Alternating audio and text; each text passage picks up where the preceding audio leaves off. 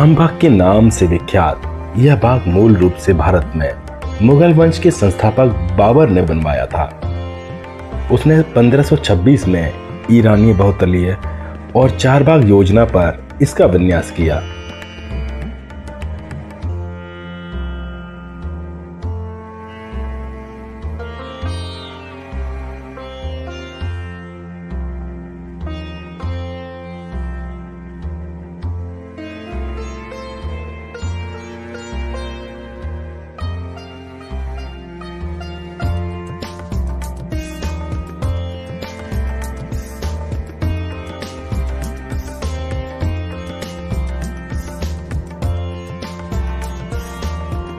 ऐसे बाग उसने समरकंद में देखे थे।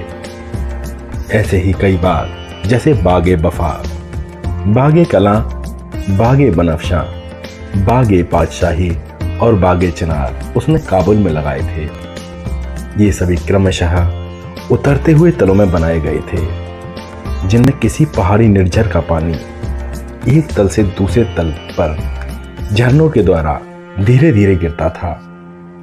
आगरा में ऐसी कोई पहाड़ी या प्राकृतिक निर्झर नहीं था, फिर भी उसी योजना के अनुसार इसे 3 उतरते हुए तलों में बनाया गया। यमुना नदी से रहटों के द्वारा पानी खींचा जाता था और नहरों, जलप्रपातों और तालाबों में क्रम से एक तल से दूसरे तल पर ले जाया जाता था। प्रत्येक जलप्रपात के दोनों ओर सीढ़ियां बनाई गई थी। इसका पानी एक कुंड में गिरता है। ये सभी लाल पत्थर के बने हैं। बीच बीच में बड़े बड़े चबूतरे, वीतकाएं, वृक्ष पतकाएं, पुष्प क्यारियां और छतरियां व्यवस्थित अंतर पर बनाई गई थी, जिनमें बाग में स्वर्ग का सा वातावरण बन जाता था।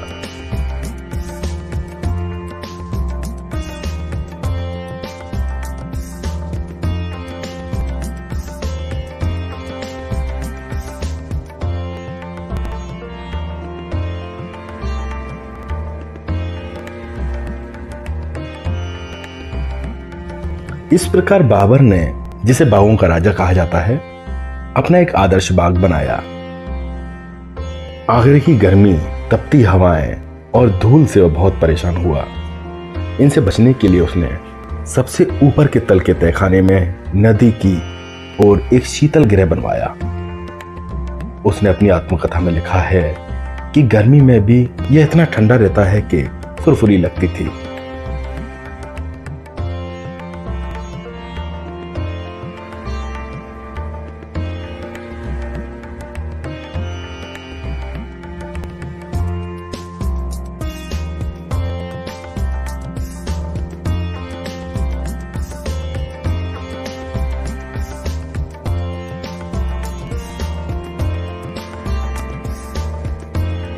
बाबर के पड़पोते जहांगीर ने 1615 और 1619 के मध्य इस बाग का पुनर्निर्माण कराया। निचले तलों और उन पर स्थित नहरों, प्रपातों और तालाबों की वीथिकाओं को उनके चतरों, घानों और उनके मूल रूप में रहने दिया गया। सबसे ऊपर के नदी की ओर उन्मुख मुख्य तल पर खुले हुए आंगन के उत्तरी और दक्षिणी ओर 2 सुंदर आवास गृह बनवाए गए।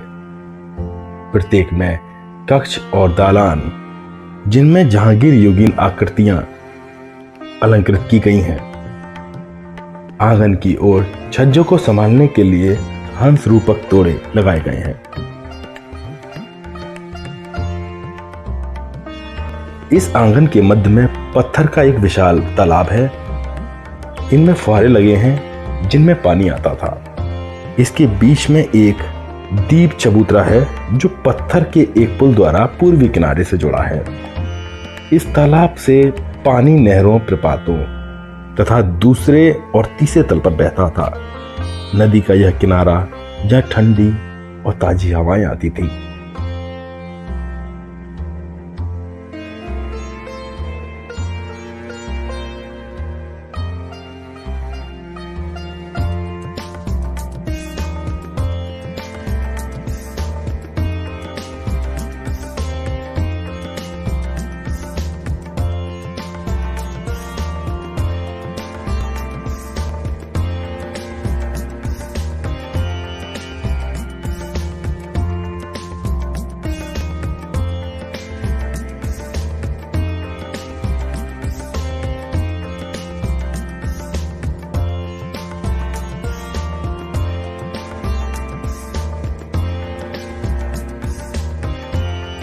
जहांगीर ने इसका नाम बागे नूर अफशा, प्रकाश बिखेरने वाला बाग रखा।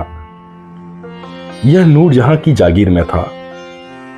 उसकी जलसराय इस बाग के उत्तर की ओर लगी हुई थी और उसके कारिंदे नदी से आने जाने वाले माल पर महसूल वसूल करते थे, अर्थात टैक्स वसूल करते थे। यह बाग अंग्रेजों को भी बहुत पसंद था। उन्होंने ईस्ट इंडिया कंपनी के राजकाल में इसकी मरम्मत कराकर इसे छुट्टी मनाने हेतु पूर्ण आरामगाह में बदल दिया। देसी आराम शब्द अथवा संस्कृत आराम बाग से प्रेरित होकर यह बाग शीघ्र ही रामबाग के नाम से विख्यात हुआ।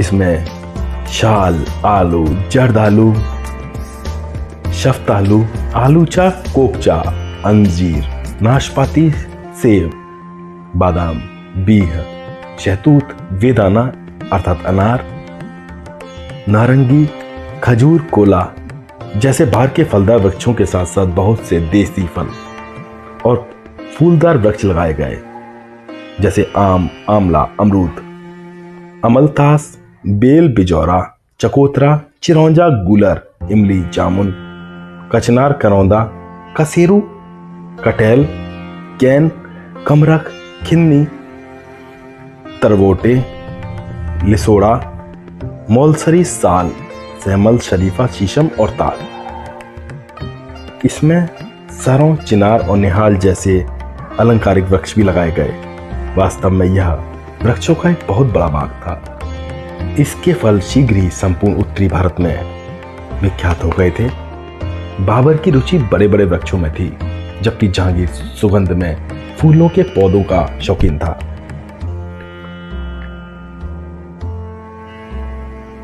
यह बाग भारत में मुगलों के बागों का आदि पुरुष है।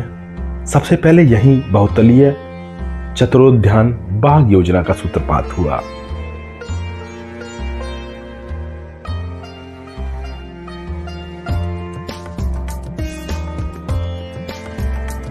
अब यह मात्र वाटका नहीं रह गया। बाबर के इस नवीन प्रवर्तन का उसके वंशजों ने 2 सदियों से अधिक अल्पानंद किया। मुगलों के अधीनस्थ राज्यों में यह व्यवस्था प्रचलित हुई और शीघ्र यह उद्यान कला की राष्ट्रीय शैली बन गया।